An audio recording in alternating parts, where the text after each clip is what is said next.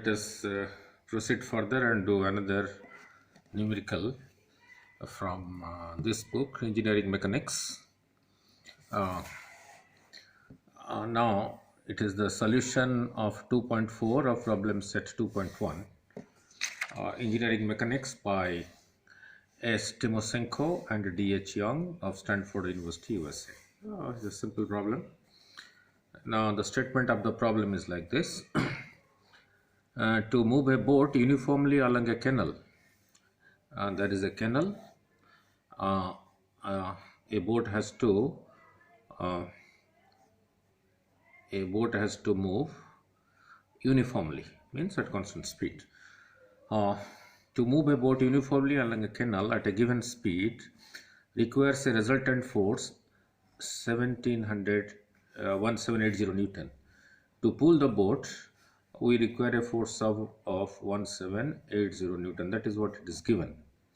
And how this is achieved? This is accomplished by two horses pulling with forces P and Q. One horse is pulling to this side with a force P. Another horse is pulling to this side with a force Q. Right? Of course, the two horses are not in the river. They are on the river bank. One on this side, and the other on this side. One on this side. This horse is pulling like this. This horse is pulling like this. So the boat moves along the canal. On two ropes, as shown in the figure, if the angle that the two ropes make with the axis of the canal, this is the axis of the canal. This rope makes angle beta, this rope makes angle gamma, and beta is given as 35, gamma as 25 degree. What is the corresponding tension in the ropes? This rope will, what tension will be developed in this rope and what tension will be developed in this rope? Now this R is given as 1780 Newton, right? So this is one force, this is another force, both are starting from the same point. So taking this as one adjacent side and this as another adjacent side of a parallelogram, if we construct a parallelogram like this, then this is the diagonal. So this is the resultant of P and Q.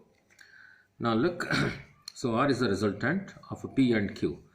So in a parallelogram, this side is parallel to this, and this side is also parallel to this. This side is parallel to side BC, OA is parallel to BC, this is the transversal. So if this angle is beta, then this angle is also beta. So in triangle OBC, in triangle OBC, BC is same thing as OA, BC is same thing as OA, that is P. So, and angle OCB, this angle is also beta, is alternate of this angle. Now let us redraw this triangle OBC in the next page. So I have redrawn it for you. Now redraw the triangle OBC.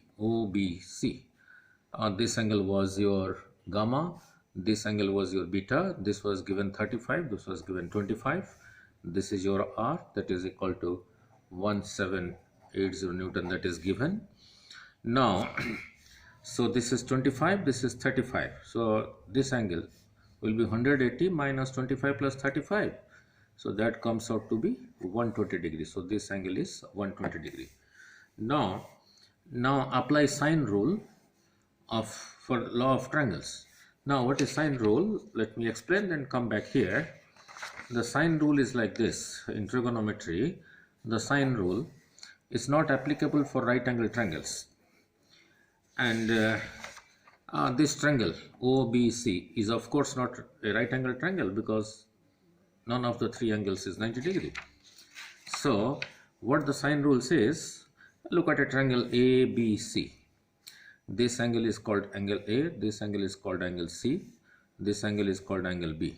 Capital letter I am using for the angle and small letter I am using for the length of the side.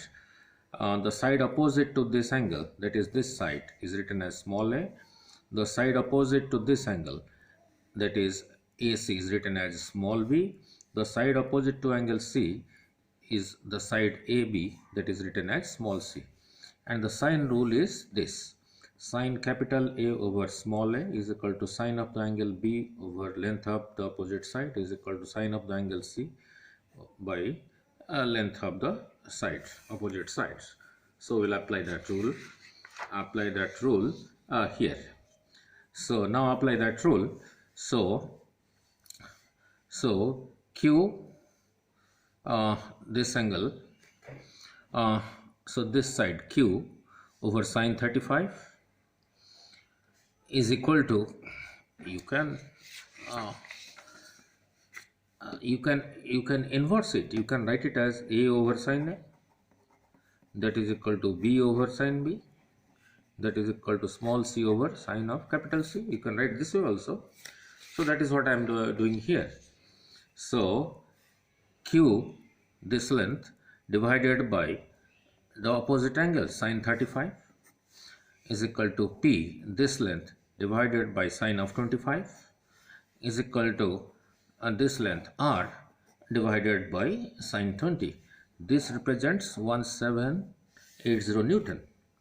So taking these two and cross multiplying, Q is equal to sine 35 comes here. So R into sine 35 over sine 20, put it in a scientific calculator. So, and put the value of R as 1780, this comes out to be 1178.91 Newton. Fine.